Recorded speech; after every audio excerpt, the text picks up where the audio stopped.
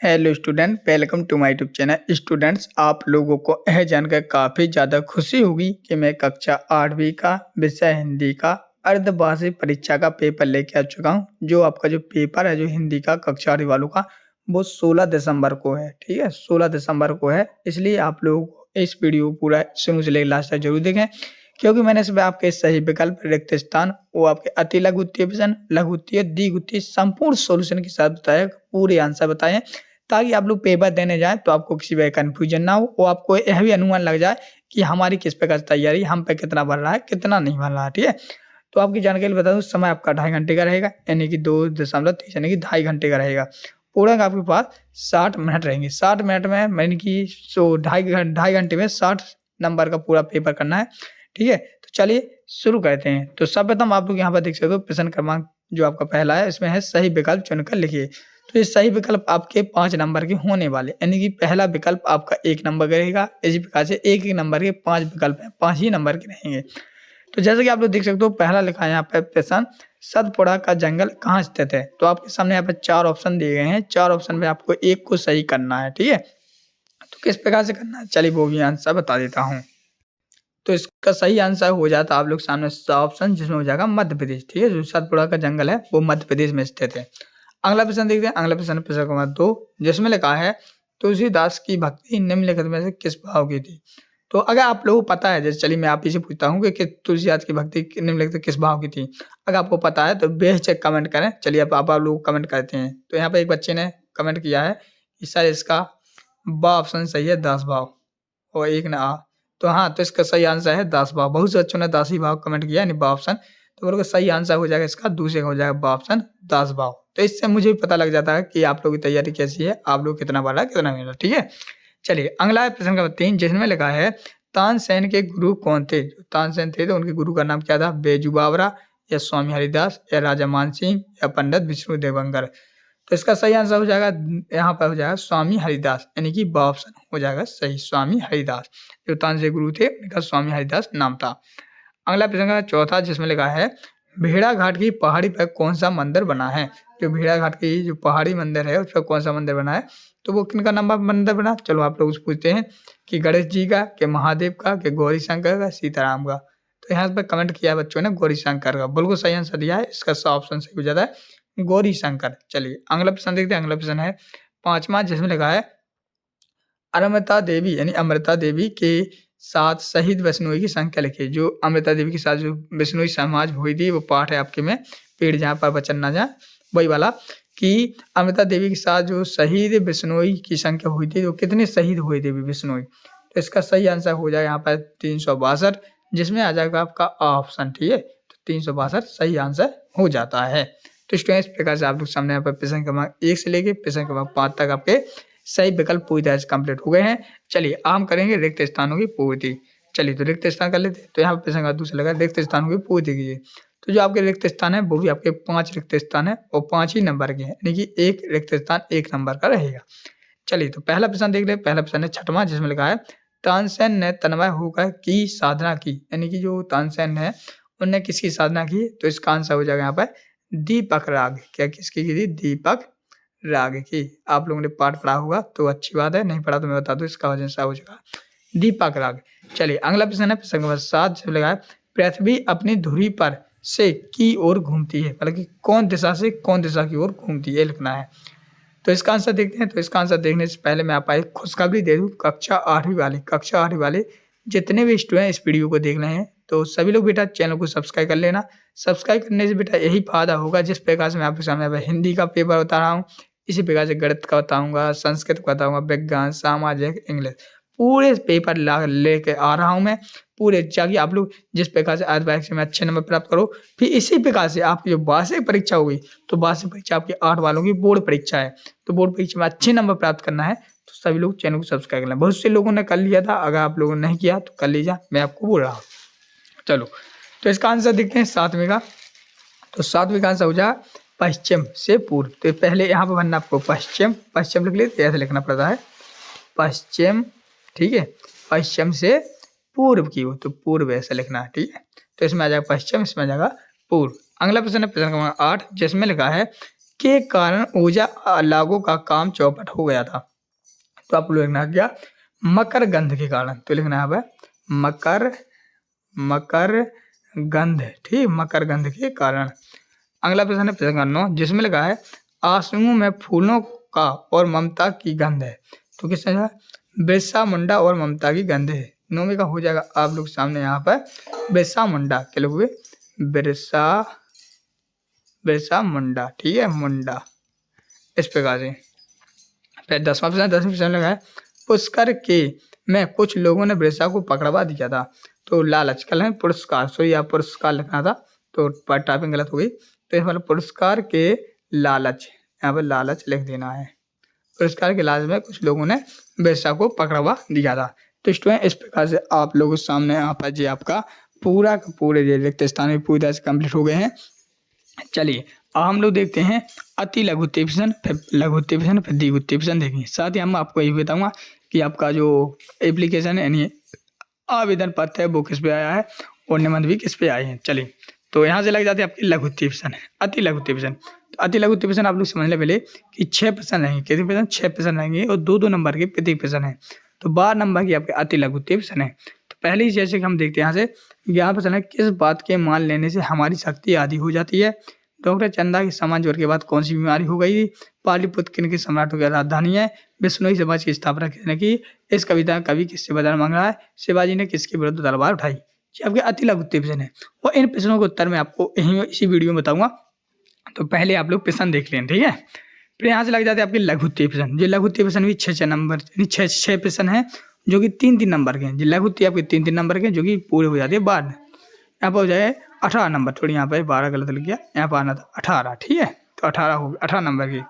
तो जैसे कि पहला प्रश्न लिखा यहाँ पर 17, वृद्धा सेठ जी से क्या मांगने गई थी। गुण के ग्राहक से क्या आशय है। और यहाँ पर राजा ने पेड़ काटने की सजा क्या घोषित की। व्ययशाला किसे कहते हैं। दूध धारा किसे कहते हैं। मुफ्तखोरों की सरताज किसे कहते हैं। तो इनके आंसर बताऊंगा, ठीक है। दीर्घ उत्तरीय प्रश्न में आपके आ जाते हैं जी 4 प्रश्न रहेंगे जो कि 5-5 नंबर के हैं। मुफ्तानंद जी के पढ़ने के लिए समाचार कैसे कहते थे। फिर आप बिरसा मुंडा के आंदोलन के क्या कारण थे। अपने प्रधान अध्यापक को अवकाश हेतु प्रार्थना पत्र लिखिए और निम्नलिखित किसी एक पे निबंध लिखिए। दोनों निबंध आपका कंप्यूटर पे, गणतंत्र दिवस पे, विद्यालय पे, पालतू दिवस। तो हम लोग विद्यालय पे लिखेंगे। तो चलिए अब हम इन सभी के आंसर भी देख लेते हैं। तो स्टूडेंट यहाँ पर आप लोग देख सकते हो प्रश्न का क्या मैं लिखा था, किस बात के मान लेने से हमारी शक्ति आधी हो जाती है। तो इसका आंसर सीधा सीधा है, विरोधी के बल और अपने बल को तोले बिना उसे शक्तिशाली मान लेने से हमारी शक्ति आधी हो जाती है। तो यहाँ पर मान लिखा, मान नहीं लिखा, मान बड़ा मान छोटे ने, मान लेने से हमारी शक्ति आधी हो जाती है। तो आप लोग ये उत्तर सीख के रहना, वो पता है, मुझे आशा है कि आप लोग वो जरूर बनते भी होंगे। दूसरा प्रश्न लिखा, डॉक्टर चंदा को सामान जोड़ के बाद कौन सी बीमारी हो गई थी। यानी कि 12 प्रश्न है आपके में। तो उत्तर था डॉक्टर चंदा को सामान जोड़ के बाद पक्षघात की बीमारी हो गई थी और जिससे गर्दन के नीचे का शरीर, उनका शरीर अचल हो गया था। तो ये आपका आंसर हो जाएगा। 13वां प्रश्न लिखा था यहाँ पर, बिश्नोई समाज की स्थापना किसने की थी। तो इसका आंसर लेंगे, बिश्नोई समाज की स्थापना आज से लगभग 500 वर्ष पहले सन 1485 ईस्वी में भगवान जम्बेश्वर ने की थी। अगला प्रश्न, प्रश्न 14, जिसमें लिखा है पाटलिपुत्र किन के सम्राटों की राजधानी है। तो इसका आंसर रहेंगे पाटलिपुत्र नगर नंद मौर्य और गुप्त सम्राटों की राजधानी है। तो बेटा ये मोस्ट इम्पोर्टेंट क्वेश्चन का आंसर आप लोग जरूर सुन के ही जाएं। इस कविता में कवि किससे वरदान मांग रहा है। तो इसमें आंसर लिखना है, इस कविता में कवि ज्ञान की देवी माँ सरस्वती से वरदान मांग रहा है।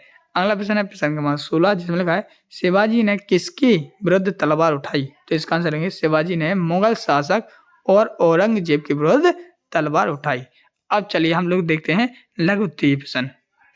प्रश्न क्रमांक 17 में लिखा है वृद्धा सेठ जी से क्या मांगने गई थी। चलिए इसका आंसर देख लेते हैं। इसका आंसर यहाँ पर ये लिखा कि उत्तर में लिखेंगे आप लोग, वृद्धा सेठ जी से अपनी जमा की गई पूंजी से कुछ रुपए मांगने गई थी। वह अपने बीमार बच्चों का इलाज डॉक्टर को दिखाकर कर लेना चाहती थी। तो इस प्रकार से आप लोग सारे प्रश्न क्रमांक 17 का आंसर हो जाता है। प्रश्न क्रमांक 18 में लिखा था गुण के ग्राहक से क्या आशय है। चलिए इसका आंसर देखते हैं। तो इसका आंसर यहाँ से हो जाएगा जी, जिसका आंसर लिखेंगे गुण यानी कि अच्छी बात या लाभकारी वस्तु, ठीक है, के ग्रहण करने वाली सभी होते हैं। ठीक है, जो गुण होते हैं वो सभी होते हैं। गुण साहित्य यानी खराब और अलारी यानी वस्तु कोई भी स्वीकार नहीं करता। तो गुण के आगे से अच्छा है कि गुण के यानी अच्छी बातों को सबको ग्रहण करता है, बुरी बातों को कोई ग्रहण नहीं करता। ठीक है, तो ये प्रश्न का 18 का आंसर हो जाएगा। प्रश्न 19 में लिखा है राजा ने पेड़ काटने की क्या सजा घोषित की थी। जो राजा जी थे तो उन्हें जो पेड़ काटते थे उनके लिए क्या सजा घोषित की थी। चलिए इसका आंसर देखते हैं। तो इसका आंसर यहाँ से जी हो जाएगा। आप लोग लिखोगे राजा अभय सिंह ने सैनिकों के दुष्कृत के लिए क्षमा मांगी और ताम्रपत्र पर राजा की आज्ञा को जारी किया गया कि बिश्नोई गांव में कोई भी पेड़ नहीं काटेगा, यदि काटेगा तो राजदंड का भागी होगा। तो इस प्रकार से आप लोग सामने यहाँ पे जे आपका 19वें का आंसर हो जाएगा। और प्रश्न का 20 में लिखा था वेधशाला किसे कहते हैं। चलिए तो इसका आंसर देखते हैं। तो आप लोग इसका आंसर लिखेंगे वेधशाला में तारामंडल और नक्षत्रों की गति का अध्ययन किया जाता है। यह एक प्रयोगशाला होती है और जिसमें ज्योतिष ग्रहण आदि लगे हुए समाप्त होने के कारण ही भस्मारी करते हैं। तो इस प्रकार से वेधशाला हो जाएगा। आपका 20वें प्रश्न का आंसर हो जाता है। अगला प्रश्न आप लोग सामने पूछा गया था आपके पेपर में कि 21 दूध धारा, यानी प्रश्न का 21 है, दूध धारा किसे कहते हैं। तो इसका आंसर लेंगे दूध धारा संगमरमर चट्टानों पर से नर्मदा का बहता जल है। वह जब घर्षण के साथ धुआंधार झरने से पानी गिरता है तो इसे दूध जैसा दिखाई पड़ता है, इसलिए हम इसे दूध धारा कहते हैं। तो इस प्रकार वीडियो को रुक कर आप लोग आंसर सीखते जाएंगे, पता है कि आप लोग बनते भी होंगे। अब देखो अगला प्रश्न है मुफ्तखोरों के सरताज किसे कहा गया है। तो इसका आंसर सभी को पता होगा कि मुफ्तखोरों के सरताज मुफ्तानंद जी को कहा गया है, जो कि किसी भी वस्तु को प्राप्त करने के लिए पैसा खर्च करना नहीं चाहते थे। वे मुफ्त में प्राप्त करना वस्तुओं को आनंद उठाते थे। तो इस प्रकार से प्रश्न 22 का आंसर हो जाएगा। इस प्रकार से आप लोग सामने यहाँ पर ये लघु उत्तरीय प्रश्न पूरे कंप्लीट हो गए हैं। अब हम लोग करेंगे दीर्घ उत्तरीय प्रश्न। दीर्घ उत्तरीय प्रश्न थोड़े बड़े होते हैं तो उनको किस प्रकार से लिखना चले।